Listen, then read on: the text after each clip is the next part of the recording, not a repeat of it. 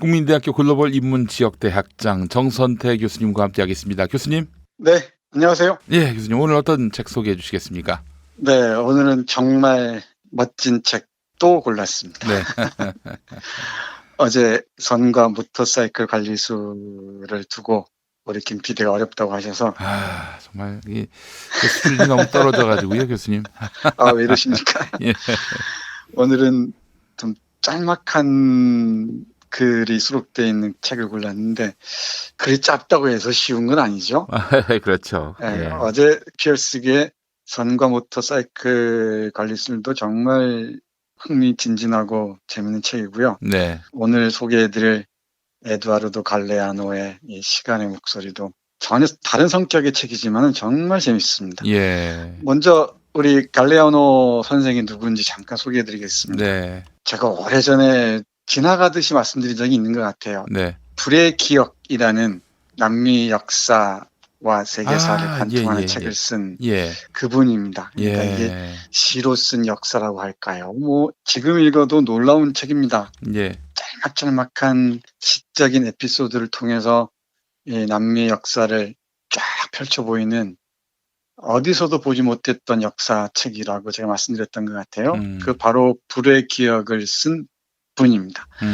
우루과이 몬테비데오에서 태어났어요. 네. 우루과이가 어디 있는지 아십니까? 잘 모르시죠? 남미에 있는 것만 알고 있습니다. 남미에 있는 것만 아는데 우리 남미 하면 다 통틀어서 남미인 줄 알아요. 정말 많이 다릅니다. 콜롬비아하고 맨날 베네수엘라 얘기하잖아요. 네. 그 붙어 있는 그러면 북동부에 저기 브라질 북부 쪽에 있겠네요. 그쪽은 브라질 북부 쪽에 있는 나라는 콜롬비아하고 베네수엘라 이런 나라고요. 쭉 따라오다면 파라과이. 남쪽에 있네요. 그렇죠. 우루과이 가운데쯤 있습니다. 그리고 아르헨티나하고 브라질 사이에 있는데 그렇죠. 우루과이 바다가 바로 이제 남극 쪽을 바라보고 있는. 네. 우루과이가 바다를 끼고 있어요? 우루과이가 바다가 있던데요, 보니까.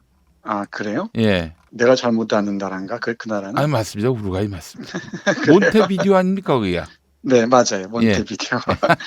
이 남미도 각각의 성격이나 컬러가 참 달라요. 그러니까 한번 지도책 펴놓고 천천히 보십시오. 참 다릅니다. 네. 길쭉한 칠레부터 시작해서 페루, 칠레로 쭉 이어지다가 아르헨티나에서 굳게 꺾고 오다가 거기에 보면은 파라과이, 우리가 아는 우루과이 뭐 이런 나라들이 쭉 있습니다. 아무튼 우루과이 몬테비데오에서 태어났습니다. 네. 역시나 우루과이도 쿠데타 그리고 추악한 전쟁의 소용돌이를 벗어나지 못해요. 그리고 이 1985년에야 우루과이에서도 군사 독재가 막을 내립니다. 그럼 미국이 개입을 안 한 나라가 없네요. 그렇죠. 남미는 미국의 죄악 증거라고 얘기할 수 있을 정도로 곳곳이 그렇습니다. 어제 오늘 미국이 우리에게 손 내미는 그 양아치, 손 내미는 것도 아니죠. 뭐라고 표현해야 되나요? 앵벌이도 아니고 뭐라고 표현할지 모르겠어요. 조폭도 저렇게 놀지 않을 텐데 그 짓을 다 남미에서 일찌감치 다 터득했었죠. 아무튼 이 에두아르도 갈레아노는 이 책의 번역자인 김현균 선생은 이야기 사냥꾼이라고 표현하는데 그 긴 이야기들을 짤막짤막하게 촌철살인내원으로 정말 표현합니다. 말의 비수를 벼리는 최고의 이야기꾼이라고 얘기할 수 있을 것 같습니다. 네. 오늘 이 책 그 시간의 목소리는 우리 청취자 여러분들 정말 많이 아껴주셨으면 좋겠습니다. 글을 어떻게 쓰는지, 세계를 어떻게 이해하는지, 우리가 몰랐던 세상이 얼마나 많은지 등등 놀라운 세계를 만나실 수 있을 것 같습니다. 쉬운 이야기부터 한번 펼쳐볼게요. 짤막짤막한 글들입니다. 길어야 3페이지, 4페이지. 아니면은 3분의 1페이지, 반 페이지 정도인데, 동식물 세계에서부터 신화의 세계까지, 그리고 이란 이라크 전쟁, 9.11 테러까지 모든 것을 망라하고 있는 잠언록이라고 해야 할 것 같습니다. 제목이 어머니입니다. 어머니. 주인공은 고양이입니다. 먼저 말씀드리자면은 자, 어머니 읽어보겠습니다. 아디다스 운동화 한 짝, 서명이 희미하게 남은 연애 편지 한 통, 조화가 꽂혀 있는 작은 화병 10개, 형형색색의 풍선 7개, 아이라이너 1개, 립스틱 1개, 장갑 한 짝, 모자 1개, 앨런 레드가 찍힌 오래된 사진 한 장, 닌자 거북이 인형 3개, 동화책 1권, 마라카스 1개, 머리빗 14개, 그리고 장난감 자동차 몇 개가 아베야네다 지구 근처에 살면서 도둑질하는 암고양이의 전리품의 일부다. 암고양이는 평평한 지붕과 처마 돌림에서 미끄러져가며 아들을 위해 그것들을 훔친다. 불구인 아들은 부정하게 얻은 그 선물들에 둘러싸여 살아간다. 이런 시입니다. 시가 아니라 잘못 산문이라 얘기할 것 같아요. 엄마 고양이인데 엄마 고양이의 그 상터를 가만히 들여다봤더니 아디다스 운동화 한 짝, 립스틱 1개, 닌자 거북이 인형 3개, 머리빗 14개, 형형 색색의 풍선 7개 이런 게 막 모여 있는 거예요. 그걸 가지고 노는 아이가 누군가 했더니 세상에 나오지 못하는 불구인 아들 고양이가 그 선물들에 둘러싸여 살아간다고 얘기를 하네요. 근데 이 구역이 아르헨티나 부에노스아이레스 외곽에 있는 상공업 도시인데 아베야네다라는 빈민구역의 삶들을 고양이의 일상을 통해서 이렇게 보여주고 있습니다. 네. 또 하나 분수라는 글도 보겠습니다. 분수는 어느 날 분수가 있는 분수가에서 12세기의 교황하고 파리 한 마리가 만난다는 얘기입니다. 그래요? 교황이 어떤 사람이고 파리가 어떤 존재인지 한번 보십시오. 예. 읽어보겠습니다. 예. 물이 공기처럼 공짜였고 상표가 존재하지 않았던 12세기에 교황과 파리 한 마리가 어느 분수가에서 마주쳤다. 바티칸 역사상 유일한 영국인 교황이었던 하드리아누스 4세는 사악한 윌리엄 1세 및 붉은 수염 프리드리 1세와의 끊임없는 전쟁으로 눈꽃 뜰 새 없는 삶을 살았다. 파리의 삶에 대해서는 언급할 만한 사건이 전혀 알려져 있지 않다. 신의 기적 혹은 운명의 장난으로 인해 1159년 여름 한낮에 그들은 아그나니 마을 광장의 분수에서 마주쳤다. 교황이 목이 말라 흐르는 물을 마시려고 입을 벌렸을 때 파리가 그의 목구멍으로 넘어갔다. 파리는 전혀 관심이 없는 그곳에 실수로 들어가게 되었지만 아무리 날개짓을 해도 빠져나올 수 없었고 교황이 손가락을 넣어봐도 그를 꺼낼 수 없었다. 발버둥을 치다 결국 둘 다 사망했다. 교황은 파리 때문에 숨이 막혀 죽었고 목구멍에 갇힌 파리는 교황 때문에 죽었다. 알듯 말듯하죠. 교황은 하드리아누스 4세, 소설로도 많이 알려져 있는데요. 하드리아누스 4세는 전쟁으로 눈꽃을 새 없이 살았습니다. 그러다가 어느 날 분수에서 파리 한 마리를 만났는데 파리 한 마리가 교황이 마시는 물에 딸려 들어간 모양이죠. 그래서 교황은 이 파리의 목이 막혀서 죽었고 파리는 그 안에서 못 태어나오고 죽었다는 우화 같은 얘기입니다.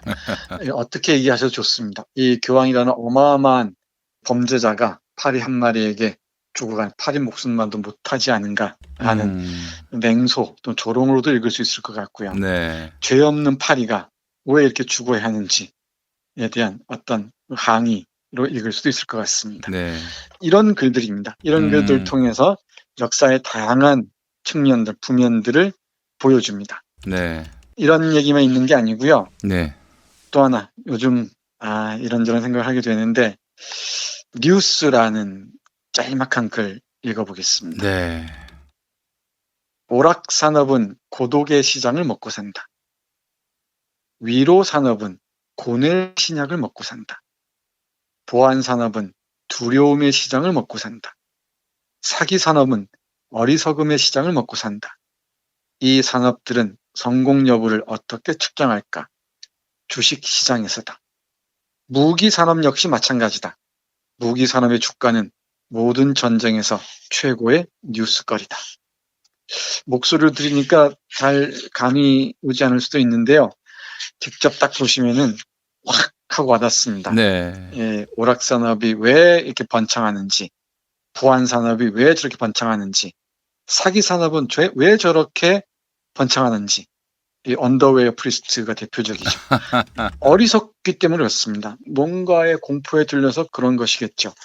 그리고 무기 산업도 마찬가지랍니다. 이 주식시장이 조정하는 대로 무기에 의해서 인간들이 놀아난다는 거죠.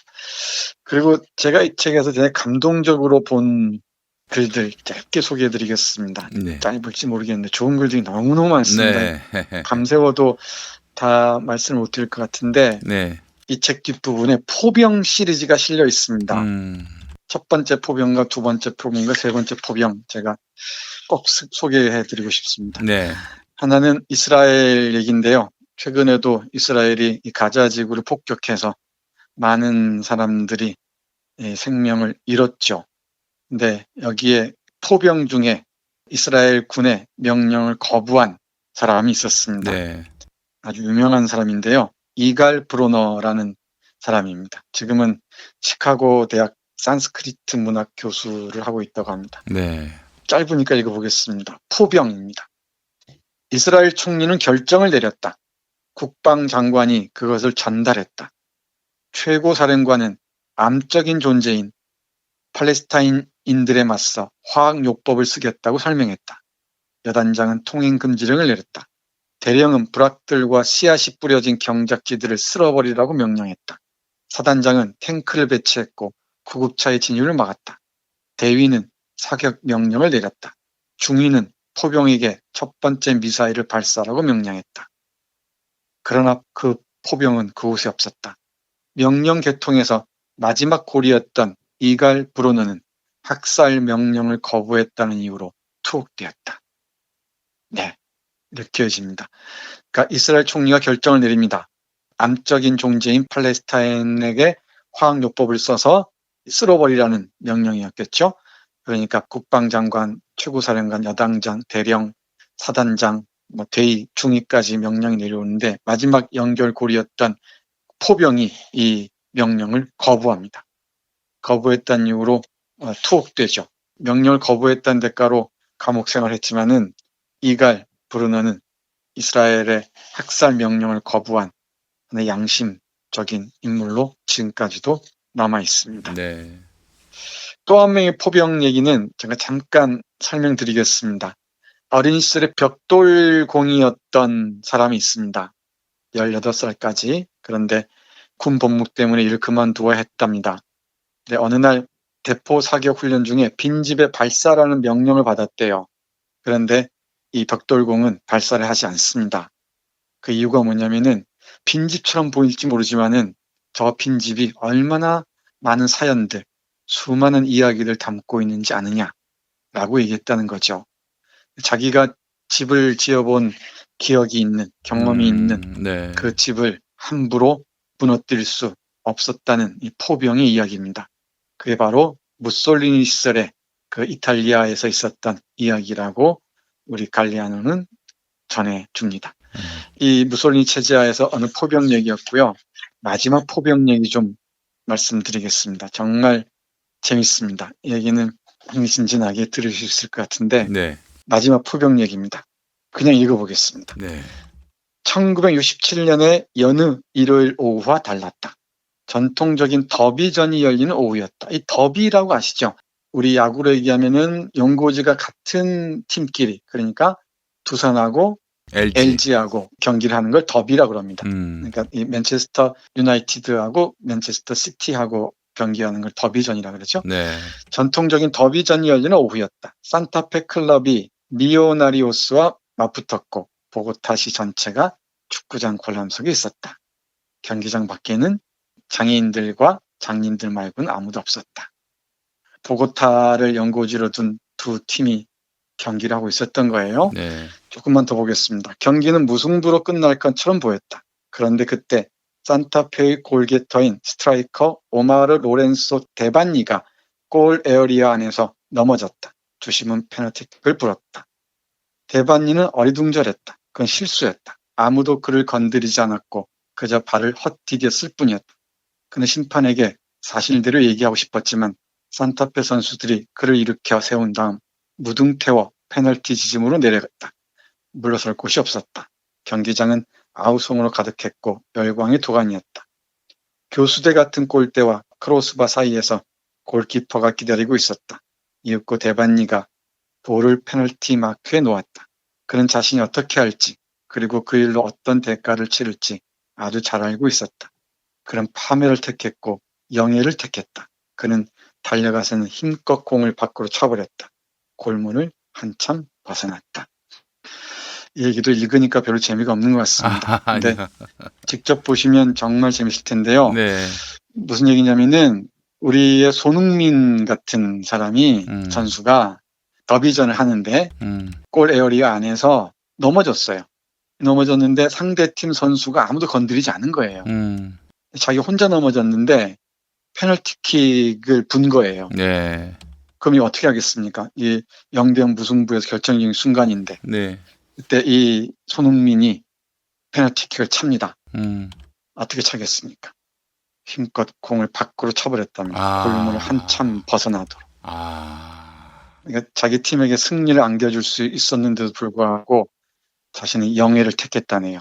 그러니까 이건 동시에 파멸이기도 했겠죠. 자기 홈 팬들에게는. 그런데 이 양심을 놓지 않았다는 얘기입니다. 네. 이렇게 빛나는 문장들, 지나가는 얘기처럼 보이지만은 빛나는 문장들이 이 책에 너무너무 많습니다. 하나하나 읽어드리지 못하는 게 참 안타까운데요. 예. 이 방송 들으시는 분들, 우리 갈레아노 선생의 시간의 목소리들 하나하나 들어보시기 바랍니다. 때로는 시 한 편을 읽는 것 같기도 하고요. 때로는 아주 잠언으로 압축된 100년의 역사를 읽는 것 같기도 하고요. 때로는 지금 우리에게 전해오는 묵시록적인 예언을 듣는 것 같기도 합니다. 마지막으로 잠언처럼 들리는 글 짧게 읽어드리고 끝내겠습니다. 네. 첫 수업이라는 글입니다. 예. 두더지들에게서 우리는 터널 뚫는 법을 배웠다. 비버들에게서 우리는 제방 쌓는 법을 배웠다. 새들에게서 우리는 집 짓는 법을 배웠다. 거미들에게서 우리는 천 짜는 법을 배웠다. 아래로 구르는 나무 몸통들에게서 바퀴를 배웠다. 물 위에 떠서 표류하는 나무 몸통들에게서 배를 배웠다. 바람에게서 범선을 배웠다. 누가 우리에게 악행을 가르쳤을까? 누구에게서 이웃을 괴롭히고 세상을 굴복시키는 법을 배웠을까? 네, 잠언처럼 시처럼 네. 경계처럼 와닿는 글입니다. 네. 네, 이 에두아르노 갈레아노의 시간의 목소리 많은 사람들이 함께 했으면 좋겠습니다. 아유, 교수님 오늘도 좋은 책 소개해 주셔서 감사합니다. 에두아르도 갈레아노의 시간의 목소리 오늘 함께 했네요. 네, 고맙습니다. 네, 교수님 내일 뵙도록 하겠습니다.